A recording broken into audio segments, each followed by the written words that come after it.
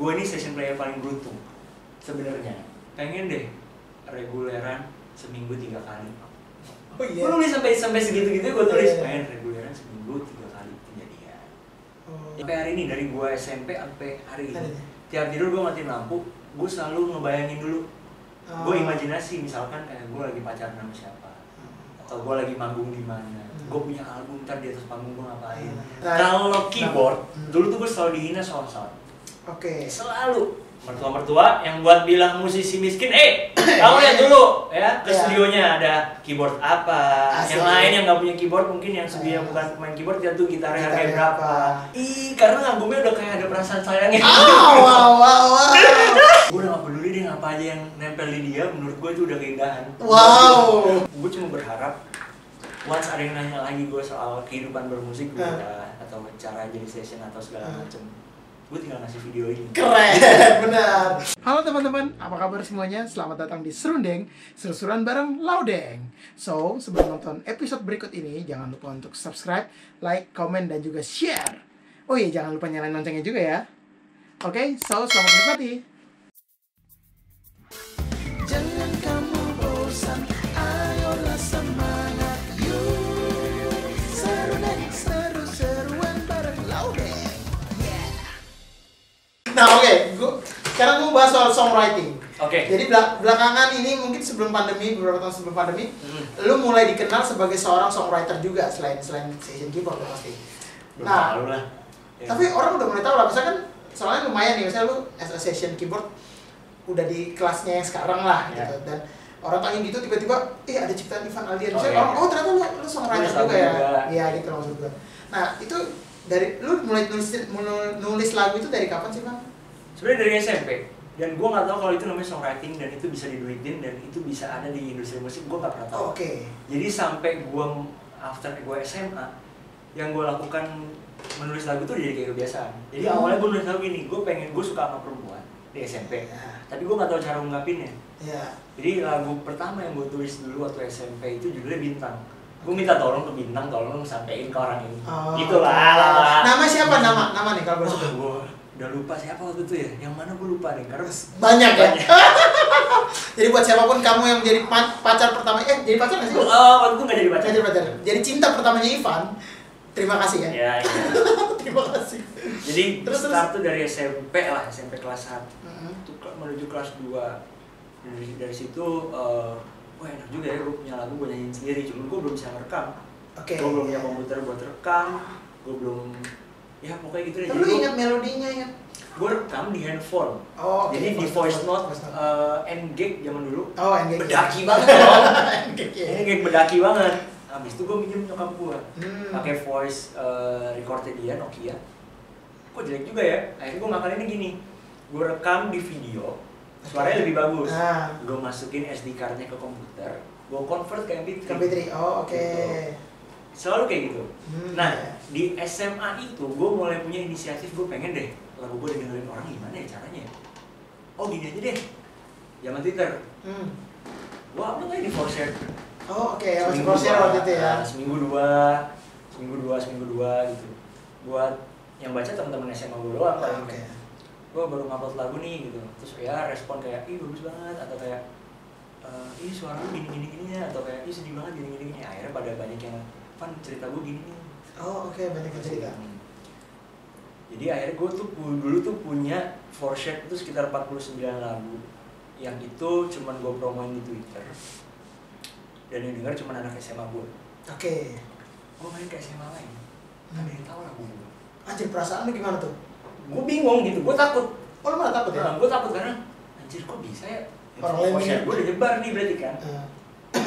Habis itu ya udah, itu jadi jalan jadi kayak kebiasaan nulis sampai gue harus kan gue jadi fokus ke piano kan. Maksudnya gue fokus belajar piano, gue ambil pas songwriting.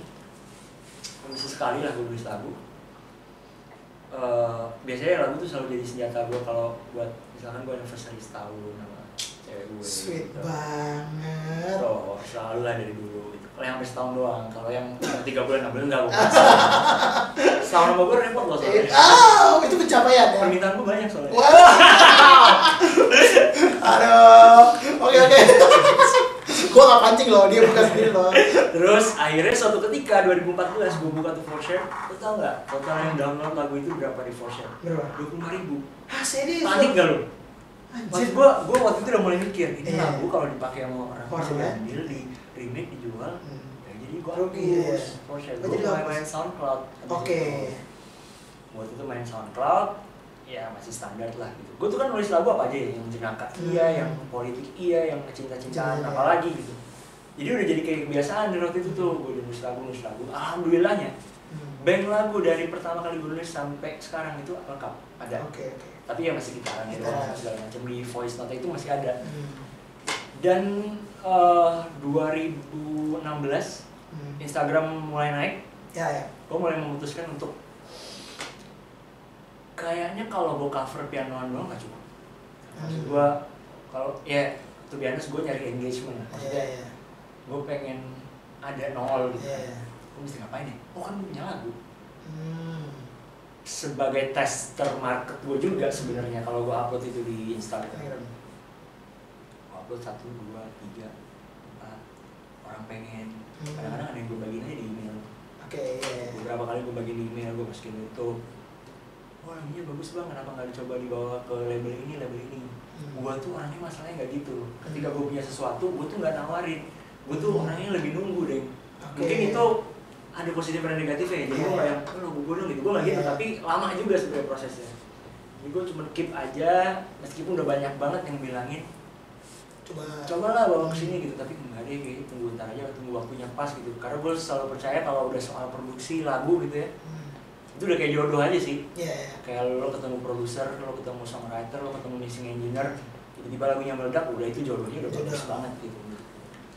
Dan satu ketika tiba-tiba lagu gua itu di Instagram viewersnya itu, followers gua tuh masih 5.000, tapi viewersnya itu 10.000, 12.000. Oke. Dan itu orang banyak yang follow gue. Ternyata banyak yang nge-save lagu itu. Oke. Gitu. Lagu apa judulnya? Yang itu? Berhenti mencari aku judulnya. Sedih. Nah, itu udah ada yang beli tuh.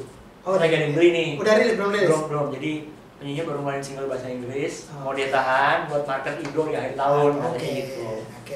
Penyanyi juga mantep nih, nyanyiin gue seneng banget. Apanya nih? Cowok. Suaranya. Iya, maksudnya anjing nyanyi nama dia gitu. Terus akhirnya gue dikasih tau lah, karena gue udah sering main sama anak-anak kayak Sanif, aku dan segala macam gitu kan, sama Tommy. Boy, lu kenapa nggak ini aja sih jual lagu gitu. Emang bisa jual? Iya bisa, gue nggak tahu gitu. Masih belum tahu tuh? Belum tahu, emang bisa jual? Iya. Oke. Akhirnya di kertas yang itu gue tambahin. Gue tambahin mimpinya. Waktu itu gue nulis, gue pengen bikin lagu buat Raisa, gue pengen bikin lagu buat Bung Glenn, gue pengen bikin lagu buat Pak Marcel, gue pengen bikin lagu buat Teo Cak. Oke. Gitu. Sisanya yang lain gue terus kayak gue pengen bikin lagu buat artis Indo gitu. Tapi yang spesifik tempat itu. Itu nggak akhirnya pertama kali gue tuh nulis lagu yang undercover ya, karena ini jingle tapi full song. Raisa. Buat ya. Jadi suatu sore gue lagi di PIM, lagi di Starbucks PIM, telepon sama Sanif, tulisin lagu dong gini. Buat apa nih? Buat Raisa iklan CDR gitu. Jadi lagunya apa? Pokoknya lo harus ada kata tulang, harus ada kata sehat, harus ada kata kuat, harus ada kata CDR, itu kan susah dong. Tapi karena gue udah terbiasa selama bertahun-tahun untuk men-challenge diri gue, ngambil kata ini gue jadiin lagu, jadinya nggak begitu sulit. Coret lah tuh mimpi satu. Ya kan? Meskipun bukan lagu komersil, tapi menurut gue itu suatu pencapaian apa yang gue tulis di nyanyiin sama Raisa. Dan itu pertama kali gue dapet duit dari songwriting. Jadi gue yang kayak pertama lo ya? Boleh juga ternyata. Boleh juga dengan royalti yang ada sih boleh juga. Harusnya habis itu. Yang single itu. Single-singlenya dia. Harusnya habis itu ya udah akhirnya Nyawaca tuh belum kesampaian, tapi kemarin akhirnya dia malah bikinin gua lagu. Jadi iya, gua sempet lihat di YouTube lu jadi ada single ya. Jadi kayak ini nyanyi siapa teh? Gua aja nyanyi. Jadi dia bikin ini soundtrack. Iya, dia bikin YouTube series. Terus gua nanya, ini Teteh yang nyanyi? Enggak, jangan Teteh, soalnya ini mau rilis barengan sama single Tete. Jadi iya. 3 lagu gue tuh langsung dipakai sama dia. Tapi yang nyanyi orang lain. Terus ada satu lagu nganggur, ini siapa teh? Kamu aja lah, orang di Instagram kamu nyanyi bagus, mati gue.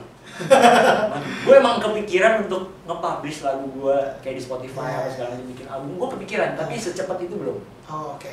Tapi karena akhirnya harus cepat, jadi gue kayak seru juga ya ternyata ya. Gitu. Ada kesempatannya juga kan. Jadi kalau soal songwriting, kalau gue dapet intisari yang Tuhan kasih ke gue tuh gini, lu lakuin itu aja dulu sampai jadi kayak kebiasaan.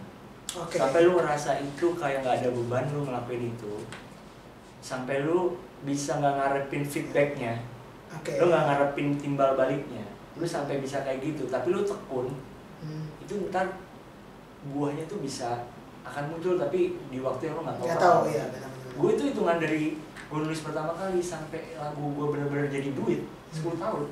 10 tahun ya? 10 tahun. 2009 ke 2019, 10 tahun. Gila sih. Jadi gue kayak waktu itu gue makin kayak, gila ya emang nggak ada yang bisa ngalahin tekun deh, maksudnya. Gue tuh lagu gue dihina juga sama banyak orang gitu. Pasti tiap gue dulu punya band, lagu lu chorusnya di 4 doang, di 4 mulu gitu. Atau kayak lagu lu sedih mulu, lagu lu nanya kurang pindah-pindah. Itu udah masuk telinga gue udah banyak banget. Udah banyak banget, lagu lu gini doang gini. Teman seband gue dulu tuh gitu-gitu semua. Tetap sama ya? Tetap sama. Jadi kayak ya udahlah gitu, kalau mereka emang gak suka, gue masih suka kok bikin lagu yang kayak gini gitu. Gue masih suka nulis lagu. Mungkin sering dengan berjalannya waktu gue dengerin lebih banyak lagu, gue jadi bisa bikin lagu yang mungkin bisa memenuhi ekspektasi dia, atau beda dari lagu gue yang sekarang. Yang penting gue tekun aja deh. Ini gue bikin aja sebanyak-banyaknya. Sampai sekarang nih kalau gue hitung, mungkin total yang gue tulis tuh 300-400 kali ya. Gila, cuman itu nggak rapi semua deh. Jadi gue suka kelabakan kalau diminta label. Misalkan gue dikasih nih penyanyi, ini suaranya kayak gini, anjing gue punya nih lagu nih kayak buat suara dia. Pas gue cari filenya, anjing masih gitaran di handphone Nokia nih. Gue harus bikin take time bikin lagi gitu. Oke. Berarti datanya tuh maksudnya masih kesebar ya, belum 300 tuh belum dirapiin di belum. Dan ini gue lagi struggle banget ngerapiin dari awal corona sampai sekarang. Susah banget deh. Yang susah tuh ngetik vokalnya karena mau nggak mau harus malam kan. Iya, benar. Dan lagu semakin kesini itu semakin gak ramah lagu yang gue tulis buat gue nyanyiin. Mungkin karena gue udah denger suara siapa, range vokalnya siapa, gue bikinnya ke arah sana. Jadi pas gue bikinin demonya, pas gue nyanyi berdaki banget suaranya. Benar karena ya tetap beda persepsi. Makanya kayaknya gue butuh istri yang bisa nyanyi. Jadi buat teman-teman di luar sana, umur berapa lu? Request umur berapa nih kisaran? Bercanda. 18 sampai 45. Yang pintar nyanyi boleh langsung taruh CV-nya atau di komen. Bisa bantuin bikin demo gitu loh. Aku lagi bikin lagu ini, saya boleh. Ya, misalnya kayak Mas Bud sama ini ya. Itu. Ya. Keren. Tapi itu menarik, Van, maksud gua ini kan ibaratnya satu jendela lagi yang lu lewatin, satu ruangan lagi yang lewatin, walaupun memang lu udah jalanin dari 10 tahun, 11 tahun dari sekarang, 12 tahun dari tahun ini. 12 tahun yang lalu, tapi ternyata buahnya di 2 tahun belakangan nih. Iya, baru mulai kelihatan. Kuncinya tekun sih, gue udah gak bisa ngelak deh sama proses. Iya. Gue udah jatuh cinta banget nih. Gue kalau hari ini gue lagi ngerasain beberapa struggle di beberapa yang gue jalanin, tapi gue masih menikmati gitu. Karena gue udah ditunjukin dari zaman dulu tuh, gue bisa sampai di sini struggle-nya lebih gila daripada gue jalanin sekarang. Benar. Kuncinya udah tekun aja. Nah, mungkin secara detailnya kalau pas lagi lagu lu misalnya waktu itu misalnya Pak Marcel ya, dibeli Pak Marcel gitu. Lu ada ini nggak sih, kan otomatis lu ngasih demo atau lu nyanyi di depan dia? Gue ngasih demo. Lu ngasih demo, lu dengerin suara lu dong. Lu sempat ada ini nggak sih kayak deg-degan aja nih, denger suara gua Marcel. Deg-degan lah. Tapi lu tau nggak surprisingly apa? Jadi rata-rata yang gue kasih, yang memang lagunya gue suka, gue nyanyiin. Suggest mereka adalah lu coba bikin single deh. Oke. Gue pernah bawa ke Nes, gue pernah bawa ke Pak Marcel gitu. Bikin aja deh sendiri gitu. Coba bikin sendiri gitu. Mungkin makanya gue sekarang lagi les vokal sebenarnya. Wih, sedap. Sebenarnya bisa aja tahun lalu gitu ya, kayak pas pandemi kemarin, tapi gue rasa kayak gue nggak mau yang editable banget. Gue pokoknya mau suara gue semaksimal mungkin untuk gue nyanyiin lagu-lagu yang gue tulis sendiri gitu. Jadi gue pengen enjoy belajar nyanyinya dulu, bikin album ntar bisa belakangan. Keren. Ini kayak bakal lahir brand magnet Indonesia. Gak nyampe brand magnet sih, gak nyampe segitunya brand magnet sambil main keyboard. Gak. Ini udah PJ Morton. Waduh, PJ Morton kurang. Gitu, tapi maksud gue itu menarik banget ya, Van. Maksudnya tetap dengan kesenangan lu juga. Iya, betul. Dan lu cinta juga berarti songwriting itu kan. Songwriter lu cinta gak sih? Jadi gini, perjalanan gue 10 tahun songwriting sebenarnya kayak misalkan di tengah-tengah, misalkan nih dari 2009 ke 2019, 2017, 2018 tuh udah banyak banget yang nawarin gue jadi music director, suatu session gitu. Tapi gue selalu nolak. Karena gue selalu ngerasa bahwa bukan ini yang gue pengen. Gitu. Meskipun kepercayaan orang mungkin nanti lu bisa sebenarnya, tapi enggak, gue nggak bakal bisa nih ngurus ini. Gitu. Karena gue nggak pengen gitu, gue nggak sepenuh hati ngejalaninnya. Gue masih session aja, gue datang main pulang selesai gitu. Gue terima materi, beres, gue kulik, pulang main selesai gitu. Kalau untuk bikin musik dan segala macamnya, passion gue belum nyampe situ. Gitu. Makanya waktu itu gue pernah ditanya sama siapa ya? Gue lupa sama siapa. Lo mendingan disuruh jadi MD apa nulisin 10 lagu sehari? Daripada gue disuruh jadi MD gitu. MD konser apalagi, waduh gue apa? Iya. Gak pernah kepikiran ke sana. Musik dedication kan kata lo? Itu. Ya, tapi benar maksud gue setuju dengan lo, kayak emang pada intinya juga memang kita harus ikutin hati nurani, karena ketika enggak jalaninnya juga jadinya nggak tulus tuh biasanya. Entah keburu-buru deadline lah, ketekan sana sini lah, disuruh sana sini lah, jadi nggak nyaman ngejalaninnya. Jadi ketika kalian mungkin merasa belum siap, ya sangat tidak apa-apa untuk menolak ya kalau merasa tidak siap. Dan kalau lo nggak mau, yang nolak aja sih. Kayak contoh ke session deh. Iya. Lo ada budget, misalkan lo biasa main budgetnya 1,5.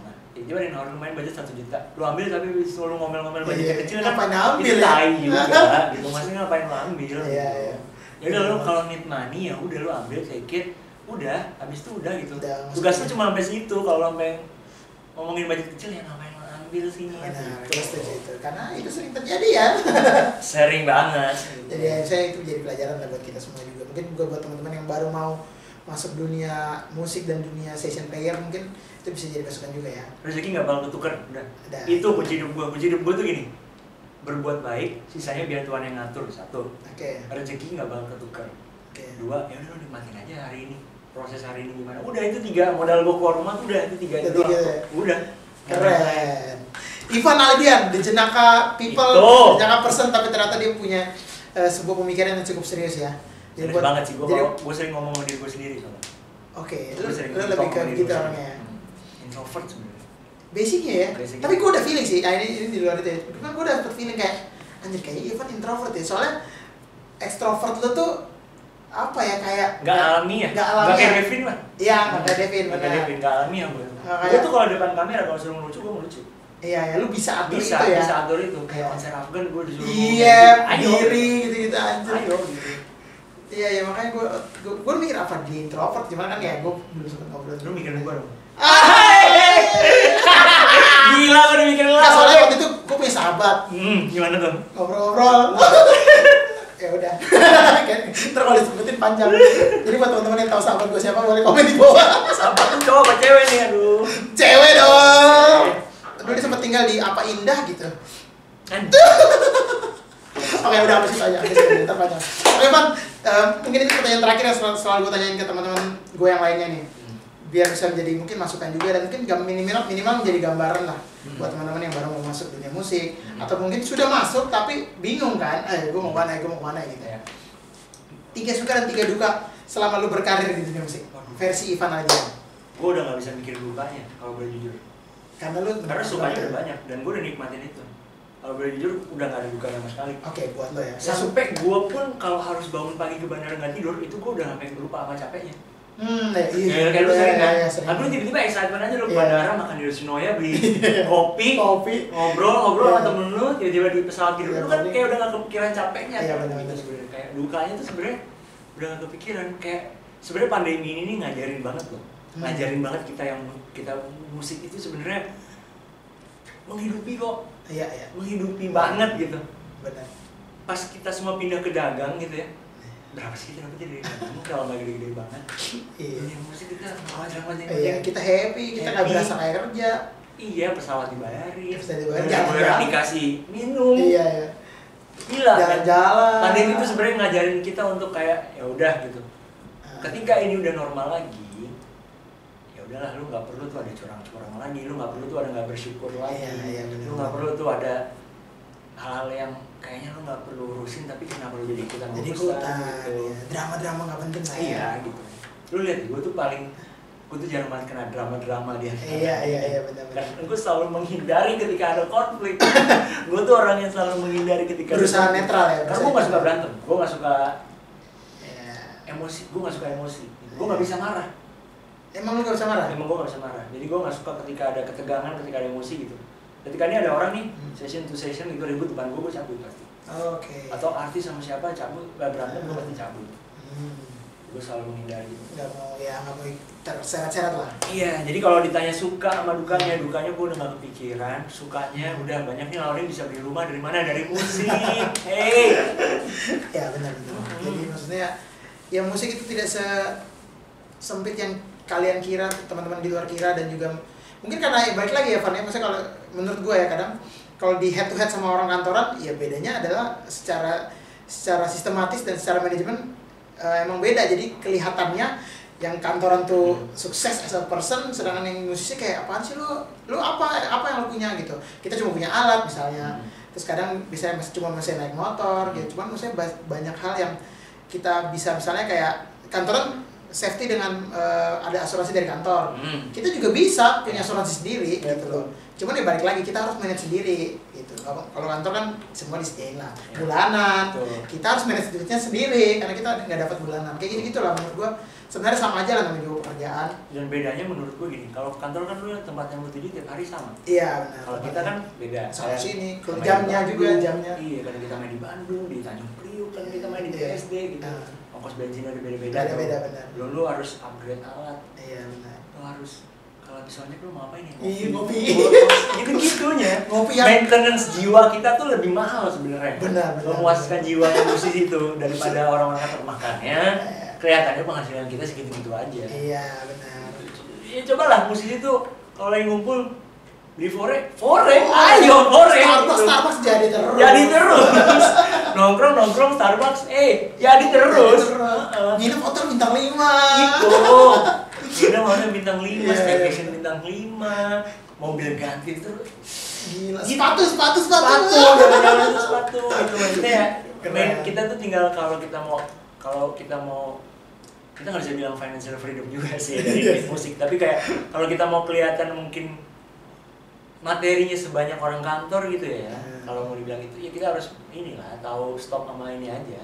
Sementara menurut gue itu agak nggak mungkin sih, karena jiwa kita tuh jiwa yang lu tuh pasti jiwa apresiasi lu tuh lebih tinggi gitu. Lu beli program harganya 3 juta, beli VST harganya 10 juta, lu akan beli itu gitu. Benar-benar setuju. Keren banget nih obrolan sama Ivan, gila nggak kerasa udah lama banget nih. Salah satu obrolan terlama dan juga terbagus ya, nggak terbagus sih, terbaik lah. Kalau kata YouTube daging semua. Kalau kata YouTube tapi market lu nih ditonton sama anak-anak yang kayak pengen jadi session gitu. Iya. Jangan nyerah sih pokoknya intinya jangan. Karena gue kepikiran gini, awal pandemi, lu kebayang nggak kalau kita memang nggak ada gig nih? Ya udahlah, kita udah musisi, kita nggak ada gig, ya udah kita istirahat dulu. Tapi lu kebayang nggak musisi-musisi dari daerah yang baru datang di bulan Januari ke Jakarta, astagfirullah. Kasihan sih, tiba-tiba Maret. Iya. Karena dia ngeliat 2019 siapa sih musisi yang sepatunya tiap sebulan sekali nggak ganti? Iya sih. Tiap hari itu ada loh. Sampai kita kadang-kadang nyari ganti reguler susah. Susah benar-benar. Gila loh. Susah. Iya benar ya. Di SCBD itu ada berapa bar yang main dalam semalam dan di jam yang sama. Terus tiap Jumat Sabtu Minggu semua menyebar. Semua artis nyebar. Orang-orang yang lagi pada membangun karir ke sana itu kayak gue harus ke Jakarta. Nyampe Januari tas Maret. Pokoknya jangan nyerah. Kalau memang lu masih punya tenaga buat ngejalanin ini, jangan nyerah gitu. Ini kita bakalan bounce back. Gue percaya bakalan bounce back, bakalan balik lagi kayak normal gitu. Gue percaya banget. Sabar aja. Keren. Van, thank you banget sudah ngobrol-ngobrol di Serundeng. Oh, nggak ada soal percintaan nih? Nggak ada. Oh, lu pengen banget. Jadi terus gue bisa tambahin satu lagi. Love is in the air. Nggak, cuma mungkin kalau percintaan sedikit aja, Ivan ini masih jomblo, jadi buat teman-teman yang mungkin merasa tadi request dia adalah penyanyi. Sebenarnya nggak jomblo. Oh, sebenarnya jomblo, tapi rasanya kayak nggak jomblo. Single but not available ya. Gak apa-apa, Van. Maksudnya Ivan ini lagi mencari pasangan hidup, jadi kalau teman-teman yang mungkin merasa kayaknya gue cocok sama Kak Ivan deh, kan banyak, kayak di Instagram juga banyak kayak gitu kan. Kak Ivan mau jadi pacar aku nggak, gitu kan. Mungkin kalian bisa tulis klasifikasi kalian, kasih CV kalian atau komen di bawah sini, ataupun bisa langsung apa DM Instagram dia di @ivanaldian. Mau pacaran sama gue, depositonya harus 1 M. Wow, kebalik ya. Matre ya. Oke. Aduh, Van, thank you banget nih udah ngobrol-ngobrol. Gue gak boleh nanya lo ini. Gak boleh, lumayan ya, gue awal gak. Gue tau ya, jebakan Batman, gak akan. Nanti aja, kan nanti lu kan punya program sendiri juga. Aduh. Jangan. Kalau gue yang ngomong kayak gitu bahaya gue. Udah thank you banget kan udah datang. Sama-sama, thank you. Udah berbagi banyak banget atas semua. Makasih lo gue disambut di studio yang AC dingin, lebih dingin daripada kamar gue.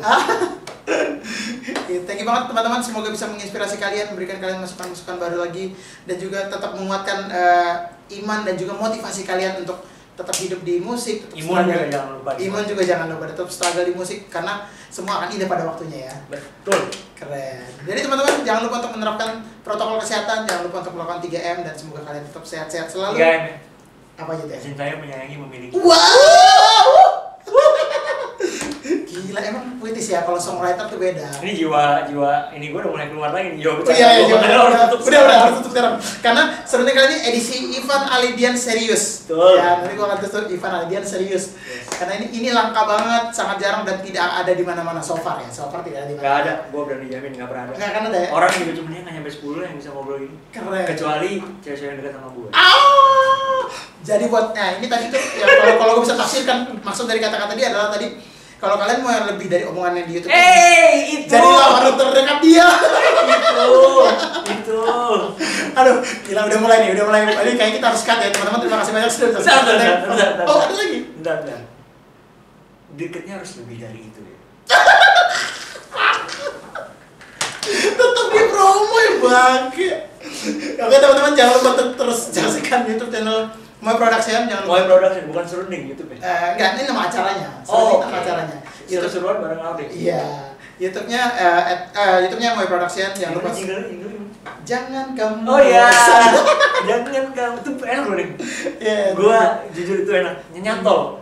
Nyantol ya. Thank you ya. Gua enggak, maksudnya gua sebenarnya enggak bisa tulis lagu sih, cuman itu ini doang apa kayak spontan. Tapi itu motivate juga loh lagunya. Memotivasi kan. Iya. Kamu bosan tuh siapa? Ayolah semangat. You seru deh. Itu lu deh, keren deh.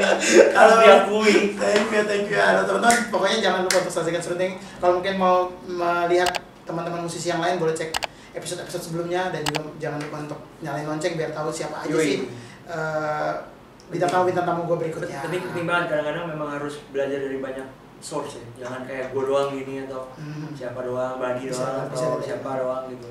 Bisa lihat dari banyak orang ya. Karena struggle gue banyak tapi nggak sebanyak yang lain mungkin gitu. Ya, dan mungkin berbeda-beda. Keren. Dan juga mungkin tadi teman-teman yang pengen penasaran Ivan Aldian seperti apa, jangan lupa untuk follow di Instagramnya @ivanaldian. Yes. Kalau dia bisa swipe up. Dan juga jangan lupa untuk kalau ketemu di Tinder swipe kiri. Ada juga? Ada. Kirain. Kalau ketemu di Bumble juga swipe kiri. Bumble kalau lagi bosen. Aduh, udah deh, jamnya udah lewat, jam seriusnya udah lewat. Aduh. Jadi teman-teman juga yang mau tahu apa itu Moy Production, apa aja dikerjakan oleh Moy Production, boleh follow Instagram di sini dan juga follow Instagram gue di sini. Oke teman-teman, sampai ketemu lagi di Serundeng, seru-seruan bareng. Thank you. Loading. Thank you, Van.